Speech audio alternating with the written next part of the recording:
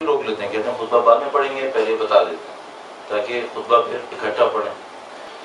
اس کے بعد کہیں بھی دیکھتے ہیں کہ نہیں اب کافی لوگوں نے سر جھکایا ہے، ایک معتدن قابل اتنا تعداد نے سر نہیں جھکایا، اس میں پھر یہ کرتے ہیں جو ابھی کیا کہ خطبہ پڑھ لیتے ہیں، لیکن کہتے ہیں کوئی مطلب شروع کرنے سے پہلے یہ بتا دیں گے کہ اس کا مطلب یہ ہے کہ برائی پھیل رہی ہے۔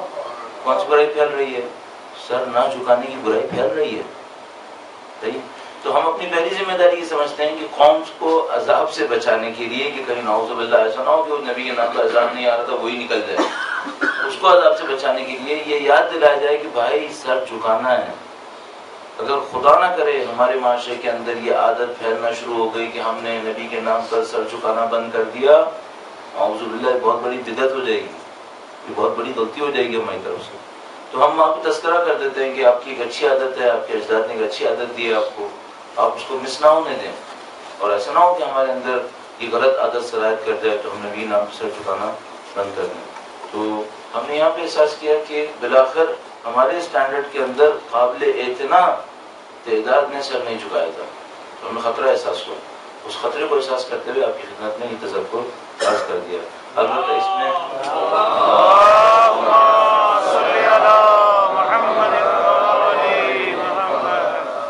ہم نہیں کہہ سکتے کہ ہمارا اسسمنٹ 100% صحیح رہا ہوگا، ممکن ہے کہ اسسمنٹ میں غلطی ہو گئی ہو اور اس کی وجہ سے ایسا کام ہوا ہو، لیکن بہرحال احتیاط میں کوئی برائی نہیں ہے، احتیاط میں اچھائی رہ جاتی ہے کہ خدا نہ کرے اگر وہ بھی رہا ہوگا تو کور ہو جائے گا انشاءاللہ۔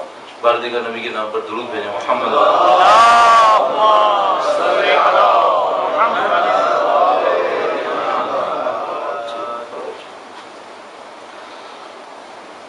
الحمدللہ رب العالمین۔ ہم اور آپ اہل بیت اطہار علیہ السلام کے ماننے والے ہیں، اور جو ایام جن سے میں اور آپ گزر رہے ہیں ان کو اب مختلف ثقافتوں کے اندر، مختلف جغرافیاؤں کے اندر ایام فاطمیہ سے تعبیر کیا جاتا ہے۔ 10-15 سال پہلے یہ رسم نہیں تھی، اور حقیقت یہ ہے کہ 20-25 سال پہلے قوم کے اندر بھی یہ رسم نہیں تھی۔ شاید اس معاملے میں جو پہلا قدم اٹھایا گیا وہ قوم کے اندر اٹھایا گیا، اور ان ایام کو ایام فاطمیہ کا عنوان دے کر باقاعدہ عشرے کا انعقاد کیا گیا۔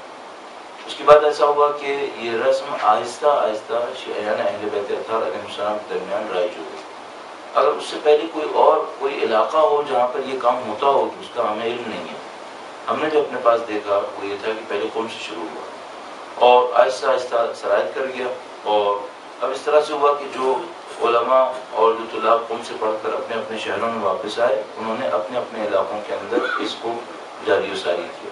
الحمدللہ رب العالمین، کیونکہ ہم پاکستان میں ادھر ادھر مختلف جگہوں پہ جاتے رہتے ہیں، تو اب ہم نے احساس کیا کہ اس سال الحمدللہ کئی علاقوں کے اندر بی بی کے نام پر یہ عشرہ منعقد کیا گیا ہے۔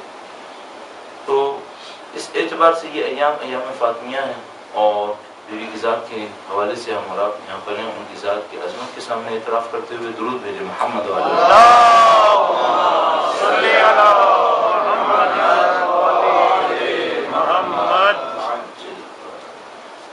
کل رات میں ہم عرض کر رہے تھے اسی مناسبت سے کہ بی بی کی ذات میں جو نشانیاں اہل بیت اطہار علیہ السلام کی فکر کی حقانیت کے لیے وہ نشانیاں بہت اہمیت ہیں۔ یعنی بی بی کا ہر عمل ایسا عمل تھا، خاص کر وہ اعمال کی جو بی بی نے اللہ کے رسول کی وفات کے بعد انجام دیے، وہ تمام اعمال علامتی طور پر انجام پا رہے تھے، اور ان تمام علامتوں کے لیے قوموں کے لیے درس تھے کہ وہ ان علامتوں کے ذریعے سے حق کو حاصل کرنے کی کوشش کریں۔ حقیقت یہ ہے کہ جو کچھ انجام پایا نبی کے بعد وہ ایک اعتبار سے بہت زیادہ تعجب کا سبب ہونا چاہیے تھا، اور وہ اس طریقے سے کہ جس خاندان کے پاس ساری فضیلتیں تھیں، جس خاندان کے پاس نبی کی دی ہوئی تمام فضیلتیں موجود تھیں، اس خاندان کا احترام عمدن ارادتاً کم کر دیا گیا۔ یہ بہت تعجب کی بات تھی، وہ یہ کہ سب کے سب نبی کے ماننے والے تھے، نبی کے رویے کو کئی سال سے اپنے اہل بیت کے مقابلے میں مشاہدہ کر رہے تھے، دوسری طرف سے اہل بیت اطہار علیہ السلام کی قربانیوں کو اپنی آنکھوں سے دیکھ رہے تھے۔ مثلا اگر ہم یہ دیکھیں کہ اللہ کے نبی صرف وہ کام جو اپنے نواسوں کے لیے کر رہے تھے تو ان کو ہوتے ہوئے تقریباً 9 سال ہو چکے تھے. وہ جو اپنی صاحبزادی کے لیے کر رہے تھے، وہ تو جب سے مسلمان دیکھ رہے تھے، بیوی کے سامنے جو اللہ کے نبی کا رویہ تھا اس کو دیکھ رہے تھے. یعنی اگر ہم 18 سال کے سن کی روایت کو قبول کریں تو بیوی کی سن مبارک 18 سال تھا. اس کا مطلب ہے 18 سال سے یہ اصحاب اللہ کے نبی کے جو رویے تھے ان کو دیکھ رہے تھے، اور وہ رویے عجیب و غریب تھے. ان رویوں کے اندر بیوی کے لیے جو کچھ ارشاد فرمایا تھا وہ اللہ کے رسول نے پوری کائنات میں کسی کے لیے ارشاد نہیں فرمایا، کسی کے لیے کچھ نہیں کہا.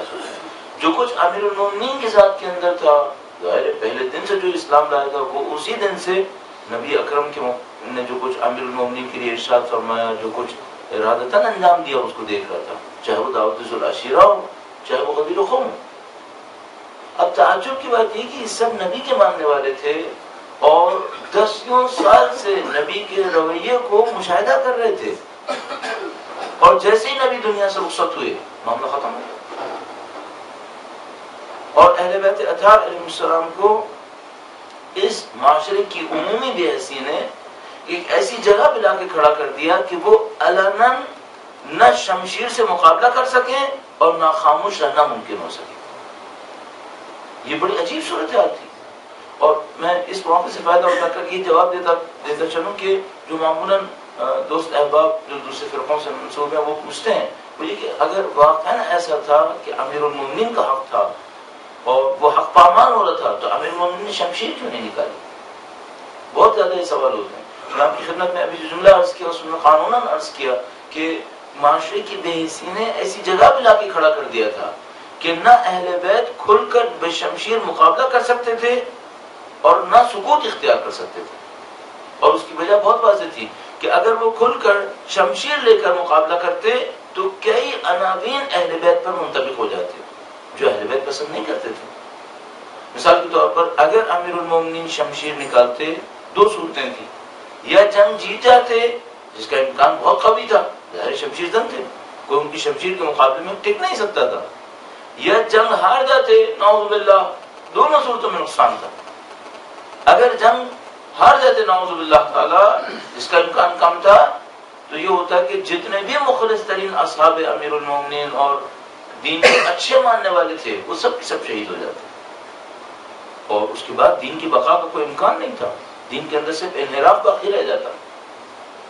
اور اگر وہ جنگ جیت جاتے تو تاریخ میں امیر المومنین کے پاکیزہ حق کے ساتھ ہمیشہ کے لیے لکھ دیا جاتا کہ نعوذ باللہ امیر المومنین نے شمشیر کے ذریعے سے حکومت قائم کی. نعوذ باللہ تعالی. آج میں اور آپ فخر سے کہہ سکتے ہیں کہ اہل بیت اطہار علیہ السلام نے کسی کو اپنی حاکمیت کے لیے کبھی مجبور نہیں کیا. اتنا کہ لوگ دوڑے آئے امیر المومنین کی سمت اور مولا ارشاد فرماتے ہیں کہ اس طرح سے میری طرف بڑھے کہ مجھے لگا حسن و حسین کچل دیے جائیں. تب میں نے بیعت کا اقرار کیا اور مسلسل فرماتے رہے کہ مجھے چھوڑ دو کسی اور کو لو بیعت کے لیے. اور خدا نہ کرے اگر ایسا ہوتا مثلا جو ہم لوگ تصور کرتے ہیں کہ مولا اگر شمشیر نکال لیتے تو کیا ہوتا؟ جنگ جیت جاتے بے احتمال قوی، لیکن جنگ جیتنے کے بعد دنیا اسلام میں امیر المومنین کے پاکیزہ حق کے مقابلے میں یوں لکھا جاتا کہ علی نے اپنا حق نعوذ باللہ تعالی شمشیر کے ذریعے سے حاصل کیا، اور پوری دنیا میں یہ سنت پڑ جاتی کہ جس کو حق چاہیے ہے وہ گردنوں پہ شمشیر رکھے اور حق لے، جبکہ اہل بیت یہ نہیں چاہتے تھے. اہل بیت لا اکراہ فی الدین کے معتقد تھے. وہ چاہتے تھے کہ لوگ اٹھیں اور حق کے سامنے سر جھکائیں. اور یہاں پر جو سیاسیات کے اندر 2 ٹرمینالوجیز استعمال ہوتی ہیں وہ بہت مناسب ہیں. ایک کو ہم کہتے ہیں مشروعیت لیجیٹیمیسی، اور دوسرے کو ہم کہتے ہیں مقبولیت پاپولیرٹی. اس موقع پر امیر المومنین کے پاس مشروعیت تھی، لیجیٹیمیسی تھی، لیکن لوگوں کے اندر ایکسیپٹنس نہیں تھی، لوگوں کے اندر قبولیت نہیں تھی. اب کیا کسی کا حق مشروع ہو خاص کر سیاست اور حاکمیت کے اندر تو اس کا نتیجہ ہے کہ لوگوں کی گردن میں شمشیر رکھے؟ نہیں ہرگز نہیں. مشروع حق کے باوجود لوگوں کو خود دعوت دینی پڑے گی، لوگ خود اعتراف کریں کہ ہاں ہمیں یہ حق چاہیے. لہذا کوئی دیندار طبقہ یہ سوچے کہ ہمارے پاس چونکہ اللہ کی طرف سے مثلا حق ہے لہذا ہم لوگوں کی گردنوں پہ شمشیر رکھ کے منوا لیں گے، مولا امیر المومنین نے یہ کام نہیں کیا، اور ان سے بڑھ کر کسی کا حق نہیں ہو سکتا. بس امیر المومنین اگر شمشیر نکالتے تو یہ مشکل تھی، اگر خاموش رہ جاتے، کچھ نہ کرتے تو کیا تھا؟ کچھ نہ کرتے تو دین تباہ ہو گیا تھا، دین ختم ہو گیا تھا۔ اور مولا نے اس کی تمثیل نہج البلاغہ کے اندر بہت خوبصورت ارشاد فرمائی، فرمایا کہ ان لوگوں کا عالم یہ ہے کہ جیسے ایک اونٹ کی ناک میں نکیر ہو، اگر چھوڑ دیں تو اپنے آپ کو براہے پہ لے چلتا ہے اور گڈھوں میں گرا دیتا ہے، اور اگر نکیل کو کھینچتے ہیں تو یہ اونٹ اتنا سرکش ہے کہ اپنی ناک کاٹوا دیتا ہے اور کنٹرول ہونے کو تیار نہیں۔ اس کی عالم کہ اگر میں رسی کھینچتا ہوں تو یہ سرکشی دکھاتا ہے اور نکیل کو توڑ کر خود بھاگنے کی کوشش کرتا ہے، اور اگر میں رسی چھوڑ دیتا ہوں تو یہ ویسے ہی بھاگ جاتا ہے، گمراہی کی طرف چلا جاتا ہے اور ان راستوں پہ چلا جاتا ہے جس کے اندر بچنے کا کوئی امکان نہیں۔ اس طرح کی ایک حالت کے اندر اہل بیت اطہار علیہ السلام ہے۔ اچھا یہ بھی عرض کرتا چلوں کہ ایسا کیوں ہوا، جو میں نے قانون کے طور پر عرض کیا آپ کی خدمت میں، لوگوں کی بے حسی کی وجہ سے۔ اگر لوگ احساس کے ساتھ، شعور کے ساتھ میدان میں اتر آتے، کسی مختصر گروہ کے لیے موقع نہ ہوتا کہ وہ امیر المومنین کے حق پہ غصب کرتے، کسی کے اندر یہ طاقت نہیں تھی، لیکن لوگوں نے بے حسی دکھائی، لوگوں نے اپنے ذاتی مفادات کو ترجیح دی، اور شاید دین کے اندر اس سے بڑی مصیبت کوئی نہیں ہوگی کہ دیندار بے حسی دکھائے، دیندار ذاتی مفادات کو ترجیح دینے لگے۔ جیسے دیندار ذاتی مفادات کو ترجیح دیتے ہیں، جو دینی سچے رہنما ہوتے ہیں وہ اکیلے رہ جاتے ہیں اور ظالم ظلم کرتے ہیں۔ کربلا کا میدان ایسے ہی بنا کہ لوگوں نے بے حسی دکھائی، ذاتی مفادات کو ترجیح دی۔ جب ذاتی مفادات کو ترجیح دیتے ہیں، سچے رہنما تنہا رہ جاتے ہیں، ان کے سامنے دو راستے ہوتے ہیں، یا خاموش ہو جائیں، دین منحرف ہو، یا اپنی شہادتوں کو پیش کر دیتے ہیں۔ اہل بیت اطہار علیہ السلام نے شہادتوں کو پیش کیا، کربلا میں اسی طرح شہید ہوئے، اور اس پورے سلسلے کی پہلی شہیدہ سیدہ طاہرہ بی بی فاطمہ زہرا صلی اللہ علیہ وسلم، بی بی نے قربانی پیش کی۔ معمولاً شہادتوں کے پیچھے ایک پہلو یہ ہوتا ہے کہ شہادت کسی ایسے انداز میں دی جاتی ہے کہ لوگ جاگ جائیں، لوگوں کے اندر بیداری آئے، پہچاننے کی کوشش کریں کیا ہو رہا ہے۔ اب میں نے عرض کیا آپ کی خدمت میں کہ موقع ایسا موقع تھا، اگر شمشیر نکالتے ہیں تو مشکل ہے، اور دشمن کی فتح کا لمبی مدت میں فتح کا سبب بنتے ہیں۔ اگر بالکل خاموش ہو جاتے ہیں تو ایک اور مشکل ہے، دشمن کی غلط حرکت، غصب خلافت، دین اسلام کو منحرف کرنا، یوں لگتا ہے جیسے اہل بیت کی مورد تائید ہو گیا، تو نہ علناً مخالفت کر سکتے ہیں شمشیر کے ذریعے سے، اور نہ سکوت اختیار کر سکتے ہیں۔ ایک خاموش احتجاج، جس کو ہم کہہ سکتے ہیں کہ بالواسطہ احتجاج، وہ اس وقت کی ضرورت تھی، بالواسطہ احتجاج انجام پانا، اور اس بالواسطہ احتجاج کی رہنمائی بی بی سیدہ سلام اللہ علیہ نے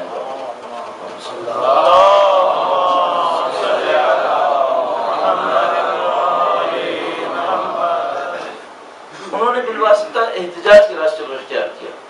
اب اس بالواسطہ احتجاج کے راستے میں بہت جگہوں پر علامتوں کا سہارا لیا گیا۔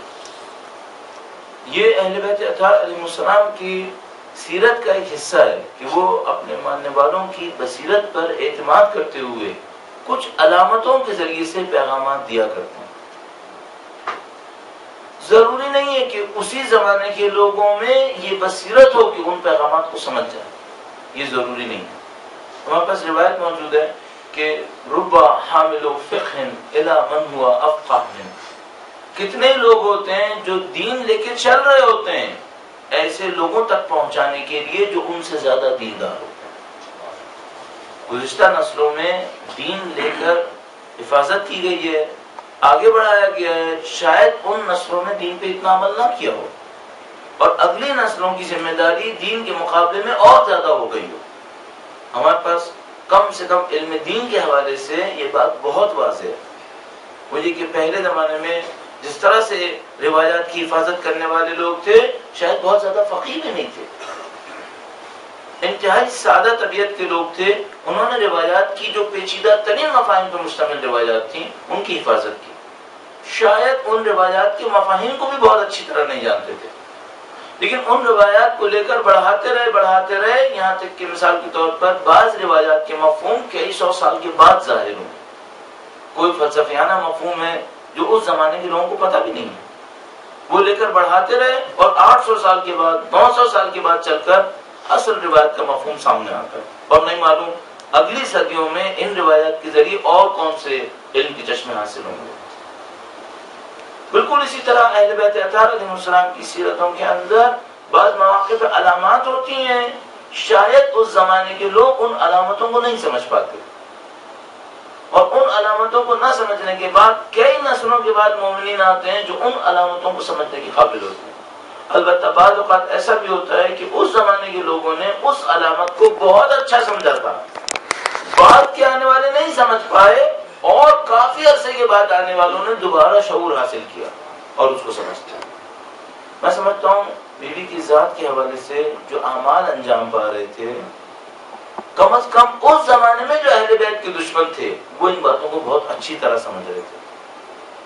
بعد میں انہوں نے بیوی کے ان اعمال کی ایسی تعبیرات پیش کی جن کے ذریعے سے حتی ماننے والے بھی سمجھنے سے قاصر ہو گئے، نہیں سمجھ سکے، تفسیر کر دیے گئے، توجیحات پیش کر دی گئی، اور یوں لگتا ہے کہ ہمیں ان میں سے بہت ساری تفسیرات اور توجیحات کو دوبارہ سے دیکھنا پڑے گا.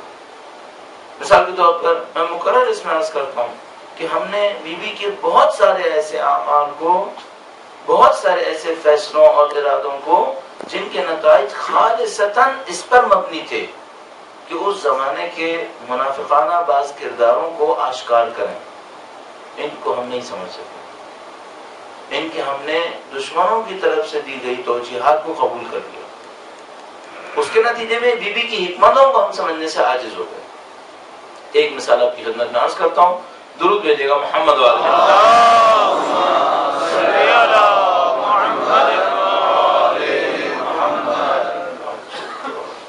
آپ نے اور ہم نے بیوی کی وصیت کو مسائل میں بھی سنا ہے اور فضائل کے اندر بھی اس وصیت کو سنا ہے کہ بیوی نے فرمایا کہ میرا جنازہ رات کو اٹھے گا. ہم اس کو ایک طرف سے مصائب کا پہلو قرار دیتے ہیں کہ وہ اللہ کے نبی کی صاحبزادی جن کی پوری دنیا معتقد ہونی چاہیے تھی، ان کے جنازے میں چند انگشت شمار لوگ شامل تھے. اس کو ہم مصائب کا حصہ بھی قرار دیتے ہیں. لیکن جب یہ سوال ہوتا ہے کہ بیوی نے اس کام کو کیوں انجام دیا، تو یہاں پر اچانک ہمارے ذہنوں کے اوپر ایک اور تفسیر غالب آ جاتی ہے، اور اب ہم جب اس کو ملاتے ہیں کربلا کے واقعے سے تو ہم وہاں مسائل میں تذکرہ کر رہے ہوتے ہیں کہ وہ بیوی بازار میں آئی جن کی والدہ کا جنازہ بھی رات میں اٹھا تھا. صحیح، اس حساس نقطے کے اوپر ذرا غور فرمائیے گا. اگرچہ مصائب کا حصہ ہوتے ہیں، لیکن میں آپ کی خدمت میں عرض کرنا چاہ رہا ہوں کہ ہمارے ذہنوں نے کس طریقے سے ایک واقعے کی تفسیر کو کسی اور واقعے سے جوڑ کر اپنے آپ کو اس پیغام سے محروم کر لیا. بس ایک قضیہ یہ ہے کہ بیوی کا جنازہ شب میں اٹھا، اس میں افراد کی تعداد انتہائی کم تھی، یہ ایک بیوی کی مظلومیت قرار دیتے ہیں ہم. اس کے بعد اور یقیناً ہے، اور دوسری طرف سے جب بی بی زینب سلام اللہ علیہ بازار میں تشریف لے گئیں، درود بھیجے گا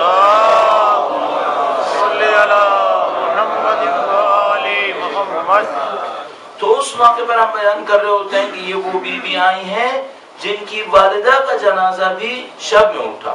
اچھا، اب ان دونوں کو جب ہم نے ملایا اور خاص کر مسائل میں اس جملے کو استعمال کیا تو گویا ہمارے ذہن نے یوں کہنا شروع کر دیا کہ یہ جو بیوی کا جنازہ شب میں اٹھا یہ پردے کی شدت کی وجہ سے اٹھا.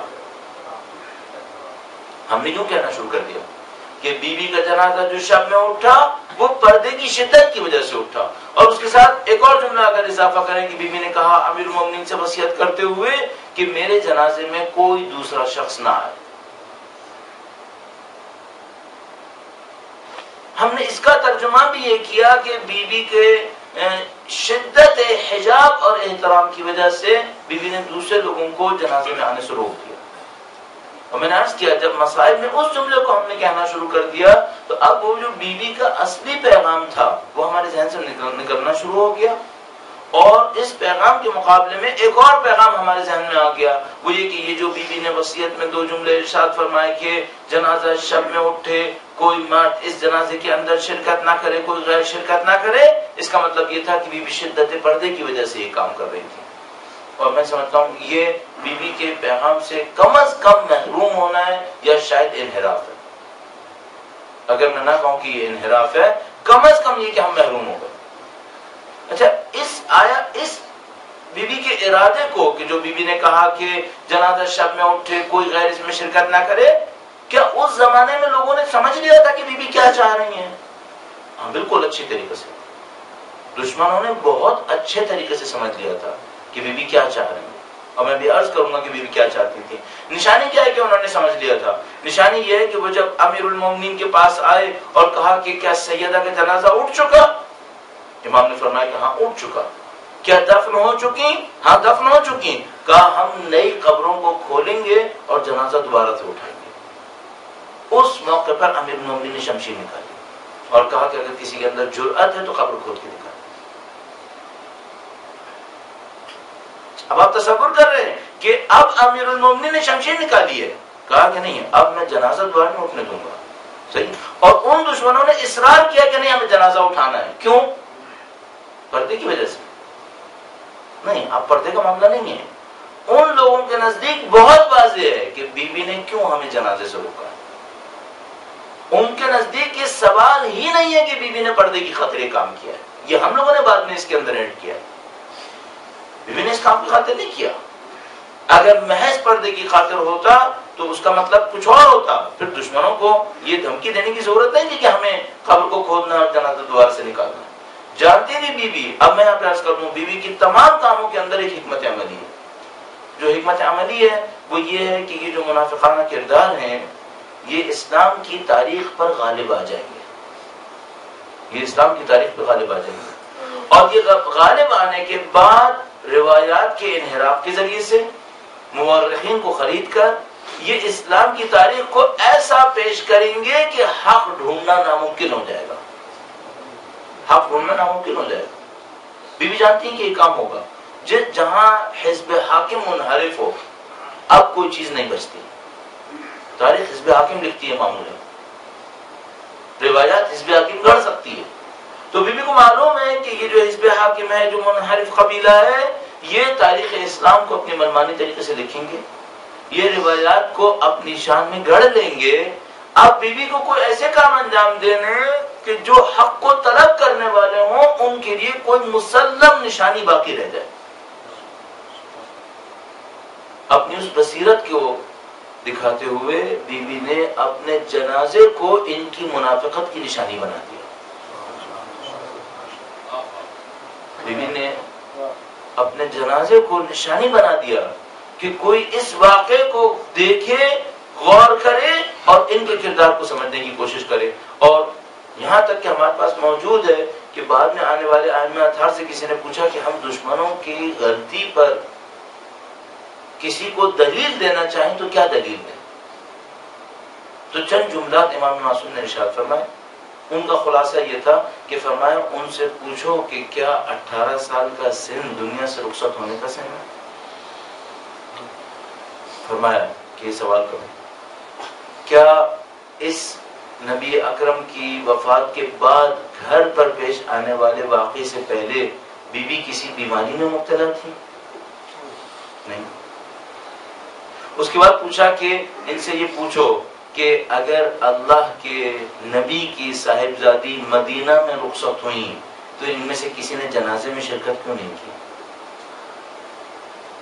اور اس کے بعد کہا کہ یہ پوچھو کہ اگر یہ جنازوں میں تھے اور ان کو بی بی کی شہادت کی خبر تھی، وفات کی خبر تھی، تو ان کی قبر مقدس مستور کیوں ہے؟ یہ تمام کام بی بی نے انجام دیے، اور یہ سب کیوں انجام دیے؟ تاکہ بعد میں آنے والے لوگوں کے لیے حق کو تلاش کرنا آسان ہو جائے۔ درود بھیجے گا محمد والے صلی اللہ محمد۔ آپ لوگوں کے لیے ممکن ہو تھوڑا سا آگے تشریف جائے گا درود پڑھتے ہوئے، درود بھیجا محمد۔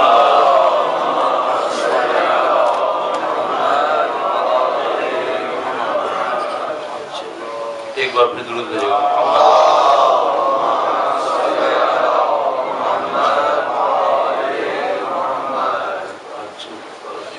बस ये जो मुख्तसर सी वसीयत थी कि कोई जनाजे में शिरकत ना करे और रात में जनाजा उठाया जाए, लोगों को जनाजे की खबर ना हो, कब्र मख्फी रखी जाए, इन तमाम के पीछे बीबी ने उस मुनाफिकाना किरदार को जाहिर करने की कोशिश की जो मालूम था कि छुप जाएगा, जो मालूम था कि इन्हिराफात तहरीफात के जरिए से कहीं ना कहीं छुपा लिया जाएगा। और बीबी ने चाहा कि उनकी जात के हवाले से ये किरदार जरूर जाहिर हो जाए।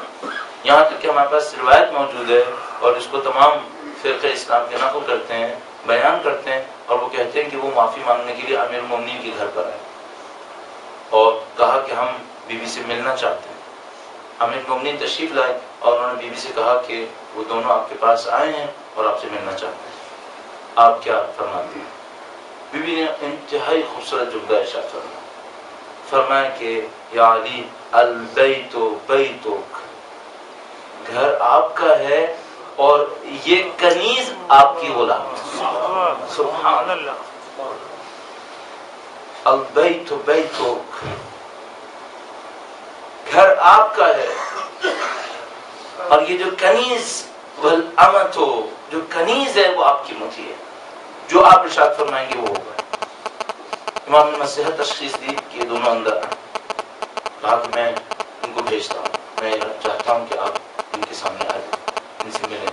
आते हैं, नजदीक आते हैं और आकर गुफ्तगू करने की कोशिश करते हैं। बीबी रुख फेर देती है, बीबी गुफ्तगू नहीं करती। दोबारा गुफ्तगू करने की कोशिश करते हैं, कई दफा सलाम करते हैं, यानी जैसे कि हमारे पास रिवायत मौजूद है कि शायद 3 दफा सलाम करते हैं और बीबी जवाब नहीं देती और बीबी आखिर में कहती हैं कि मैं दुनिया में तुमसे नाराज होकर रुखसत हूँ। और हमारे पास एक और रिवायत के मुताबिक फरमाया कि मैं तुम्हें बद्दुआ देकर दुनिया से रुखसत हूँ। असल समझ में आता है कि बीबी क्या चाहती है, वाज़ेह निशानियां हमारे पास मौजूद है। इन तमाम के मुकाबले में कि बीबी ने सब क्यों अंजाम दिया, क्यों इनको जनाजों से आने से रोका, क्यों नहीं चाहती थी कि वो नमाज जनाजा में शिरकत करें, क्यों नहीं चाहती थी कि उनको खबर पता हो। बीबी नहीं चाहती थी कि उनकी खबर आश्कार हो जाए कि बाद में हर मुनाफिक उनकी खबर पे खड़े होकर अपने और रसूल के साथ ताल्लुकात को साबित करने की कोशिश करे। बीबी नहीं चाहती थी। बीबी ने खबर मुक़द्दस को पिनहा कर दिया और जब मिलने आया तो सराहत के साथ इरशाद फरमाया कि मैं तुमसे हालत गज़ब में जाऊंगी। और अल्लाह के रसूल की वो रिवायत सबके पास मौजूद है, अल-फातिमतु बिज़अतुन मिन्नी, फातिमतु बिज़अतुन मिन्नी मन आगाहा फ़क़द आगानी। ये मेरे जिगर का टुकड़ा है, जिसने इनको नाराज किया उसने मुझे नाराज किया। ये बीबी की जात की हक़ाइक़ थी।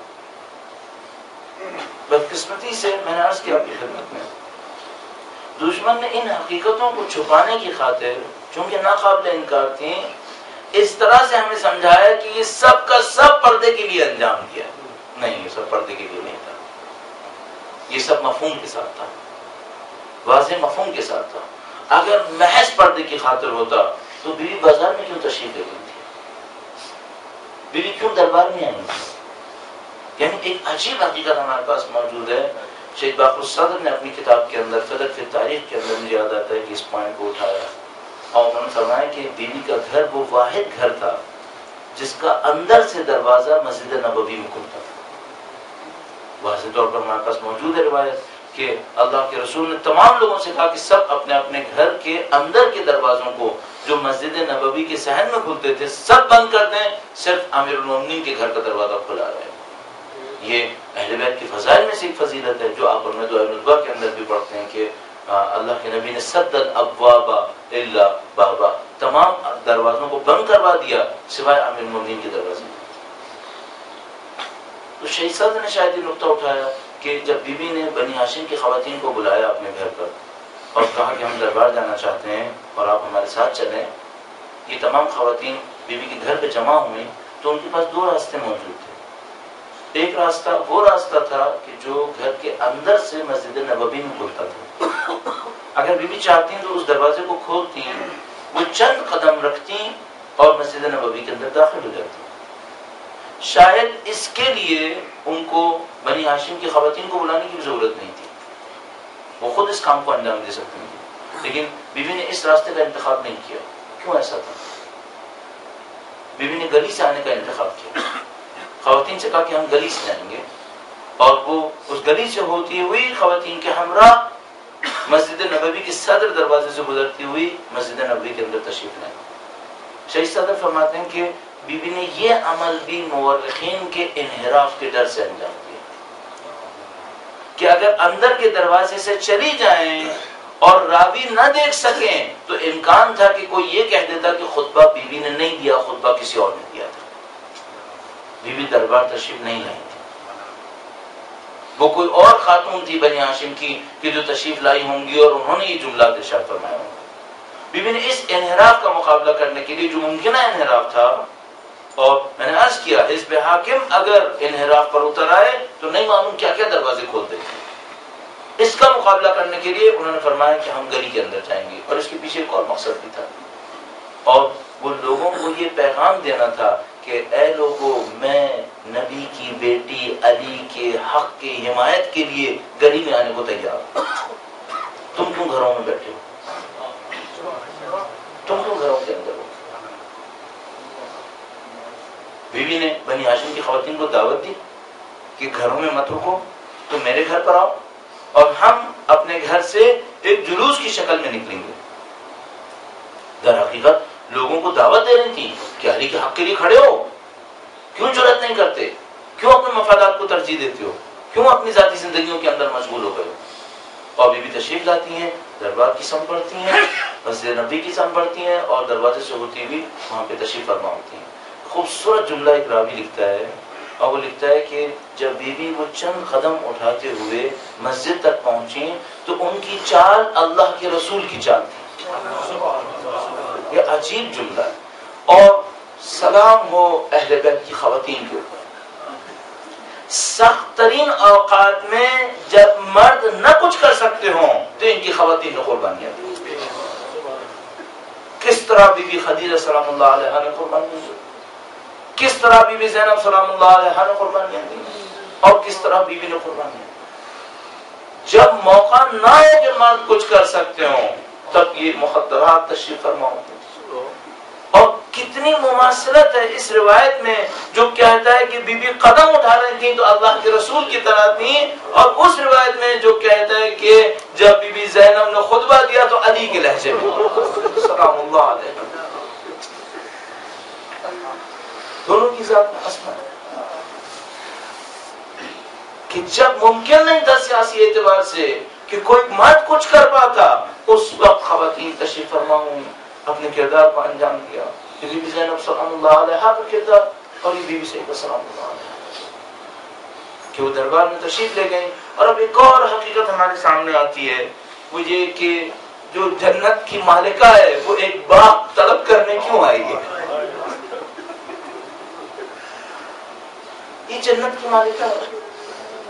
اور عزیزان محترم، میں اس کو مصائب کا حصہ کہتا ہوں کہ مالکہ کو کسی پست سے کچھ مانگنا پڑے۔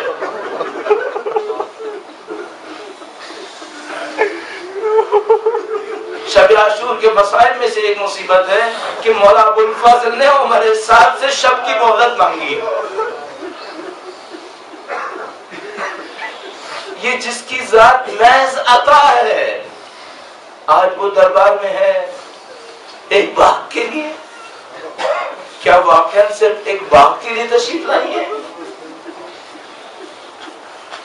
امکان نہیں ہے کہ سیدہ باغ کے لیے تشریف لائیں، جس نے ساری زندگی اپنے بچوں کو پالنے کے لیے چکی پیسی ہے، وہ باغ کے لیے آئیں گی؟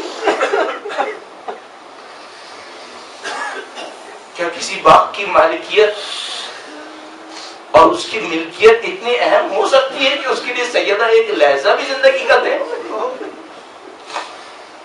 یہ باغ نہیں ہے، امیر المومنین کا حق ہے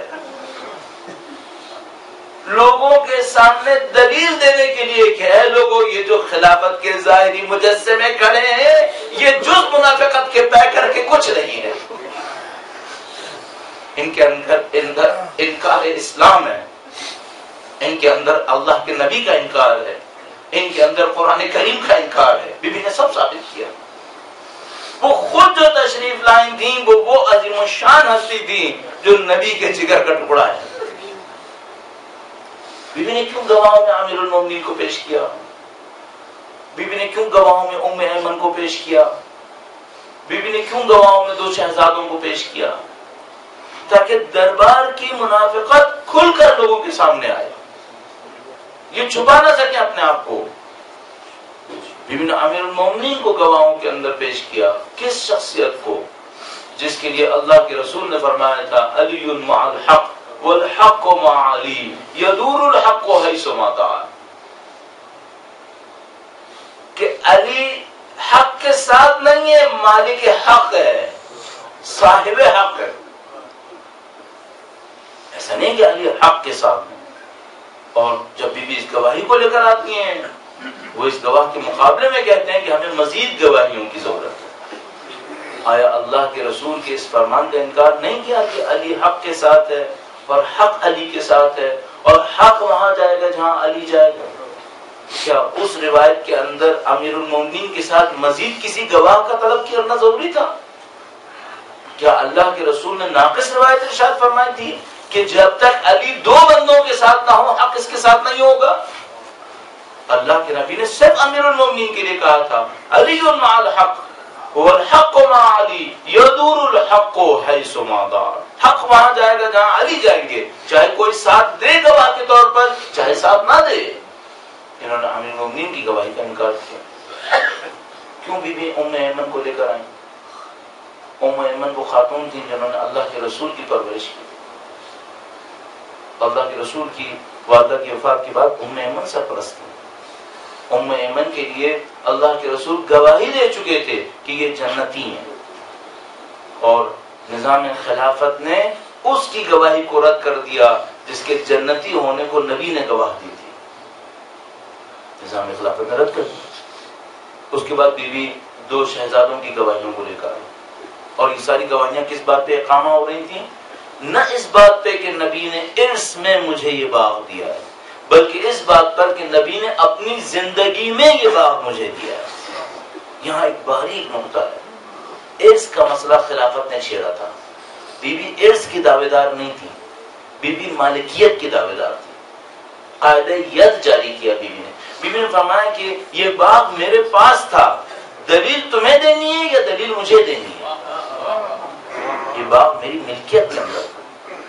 اسلام میں قاعدہ یہ کہتا ہے کہ جس کے ہاتھ میں جو چیز ہے وہ اس کا مالک ہے. اگر سامنے والا دعوے دار ہے تو اسے ثابت کرنا ہوگا، ورنہ تو آپ کی ہر گھر کی چیز پہ میں دعویٰ کرنے کھڑا ہو جاؤں اور آپ سے کہوں اب تم ثابت کرو کہ تم مالک ہو، ورنہ یہ چیز میری ہو گئی. اسلام میں ایسا نہیں ہے. اسلام میں جو چیز جس کے ہاتھ میں وہ اس کا مالک ہے، اگر سامنے والا دعوے دار ہے تو اس کو ثابت کرنا ہوگا. جب اللہ کے رسول دنیا سے رخصت ہوئے تو باغ بی بی کی ملکیت میں تھا. باغ میں بی بی کے ملازمین کام کر رہے تھے. خلافت نے افراد کو بھیج کر باغ کے اوپر غصب کیا. بی بی تشریف فرما ہوئی اور اس سے کہا کہ جو کچھ تمہارے پاس ہے تم اس کے مالک ہو، اور جو کچھ میرے پاس ہے میں اس کی مالکن نہیں ہوں.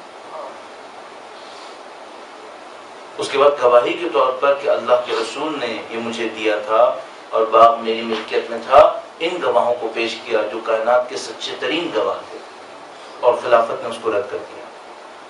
اور اس کے بعد کہا کہ ہم نے اللہ کے نبی سے ایک روایت سنی ہے، اور اس روایت میں اللہ کے نبی نے کہا کہ ہم انبیاء ارث نہیں چھوڑتے اور ہمارا ارث علم ہے. بی بی نے فرمایا کہ اس روایت کے راوی کون کون؟ کہنے لگا ایک میں خود ہوں، ایک خلیفہ دوم اور ایک ان کی بیٹی. بی بی نے فرمایا کہ ارث کا تعلق تم سے ہے یا مجھ سے ہے؟ ارث میرا ہے. اگر اللہ کے نبی کو دین بتانا ہو تو اس کو بتائے گا جس سے تعلق ہے یا اس کو بتائے گا جس سے کوئی تعلق نہیں ہے؟ آپ اس باریک نقطے پہ غور فرمائیے گا. اگر نبی کی میراث ملنی ہے تو مجھے ملنی ہے، تمہیں نہیں ملنی ہے. اگر نبی کو بتانا ہے کہ میراث میری ہے یا میری نہیں ہے تو کیا نبی یہ کریں گے کہ مجھے تو غفلت میں رکھیں اور اغیار کو بتا دیں کہ میراث اس کی نہیں ہے؟ کیا نبی اس کام کو انجام دیں گے؟ یا نبی کے لیے ضروری ہے کہ جس کے حق میں مسئلہ ہے، جس سے مسئلہ متعلق ہے، پہلے اس کو بتائے کہ میراث تمہاری ہے یا نہیں ہے، اس کے بعد باہر والوں کو بتائے اگر بتانا ہے۔ لہذا تمہارا یہ کہنا کہ نبی نے تمہیں بتایا اور نعوذ باللہ مجھے نہیں بتایا، یہ خود نبی کے اوپر بہتان ہے کہ انہوں نے ابلاغ میں نعوذ باللہ تعالیٰ کوتاہی اور اپنے اس جھوٹ کو جاری کر دیتے ہیں۔ بی بی اس جھوٹ کو سننے کے بعد فرماتی ہیں کہ اچھا اگر یہ روایت ہوتی تو یہ جو قرآن نے کہا کہ ورثہ سلیمان داؤد، اس کا کیا مطلب ہے؟ تو قرآن کریم واضح کہتا ہے کہ سلیمان نے داؤد سے ارث حاصل کی، تو قرآن کریم کے سامنے بھی کہتے ہیں کہ ہم نے اللہ کے نبی سے یہ سنا، ختم۔ اس کا مطلب ہے قرآن کریم کا بھی انکار کیا۔ بیوی نے ان تمام چیزوں کے ذریعے سے ان کے چہرے سے نقاب کو اتارنے کی کوشش کی۔ بدقسمتی سے اکثر معاشرے نے ان پہ توجہ نہیں دی۔ البتہ خوش قسمتی یہ ہے کہ آج 1400 سال کے بعد بھی اگر کوئی ڈھونڈنے کی کوشش کرتا ہے تو آسانی سے پہنچ جاتا ہے، بہت آسانی سے پہنچتا ہے۔ لیکن میں ہمیشہ یہ سوچتا ہوں کہ بیوی نے امیر المومنین کی ولایت کے دفاع میں جو قربانی دی اس کی سختیاں بہت زیادہ تھیں، بہت سخت قربانی۔ ایک روایت انسان کو ہلا دینے کے لیے کافی ہے۔ نہیں معلوم یہ جو دربار میں جانا تھا یہ بیوی کے لیے کتنا سخت تھا۔ دربار میں ان کا رویہ بیوی کے ساتھ نہیں معلوم کیسا تھا کہ ہمارے پاس راوی کہتا ہے کہ جب بیوی دربار میں گئیں تو جوان تھیں اور واپس آئیں تو ضعیفہ تھیں۔ نہیں معلوم بیوی پہ کیا، یعنی راوی کہتا ہے کہ جب وہ دربار میں خطبہ ارشاد فرما رہی تھیں تو ہم نے مسجد نبوی کی بنیادوں کو زمین سے بلند ہوتے دیکھا۔ اب کسی نے امیر المومنین کے سامنے کہا کہ اے علی ہم نے مسجد نبوی کی دیواروں کو بلند ہوتے دیکھا، تو فرمایا ہم نے مدینہ کو بلند ہوتے دیکھا۔ نبی کی ذات میں قربانیاں بہت برداشت۔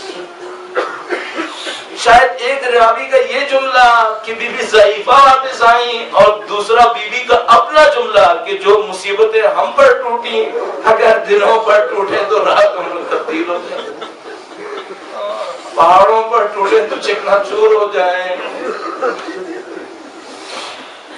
نہیں معلوم کون کون سی مصیبتیں ہم مسلسل وقت گزرنے کے ساتھ ساتھ علماء ان حقائق کو بیان کرنے کی طرف جاتے ہیں جن کی پہلی شاید جرأت نہیں ہوتی تھی یا مصلحتوں کے تحت خاموش رہتے تھے، اب بیان کرنے کی طرف جاتے ہیں، بیوی کے مصائب سامنے آتے ہیں، لیکن جو مصائب پہلے سے معلوم ہیں ان مصیبتوں میں سے ایک مصیبت اس ظالم کا رخسار اثر پہ تماچا لگانا، اس لعین کا بیوی کے بازوؤں پر کوڑے برسانا، اور ایک ایسا موقع آنا کہ بیوی در و دیوار کے درمیان کچل جائے اور فضا کو پکارے کہ فضا میرے تھام محسن دنیا سے رخصت۔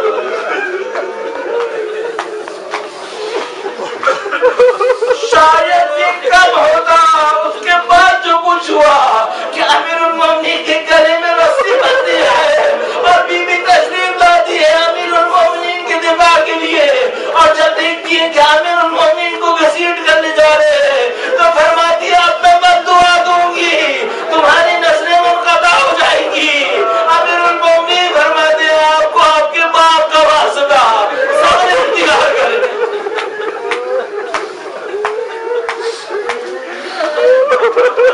اس مظلومہ نے کتنا صبر کیا ہے، وہ وقت آیا جب دنیا سے رخصت ہوئی ہے، امام حسین الوداع کے لیے آئے ہیں، اب بدن کا پھر ٹوٹا، سیدہ نے سید الشہداء کو اپنے آغوش میں لے لیا۔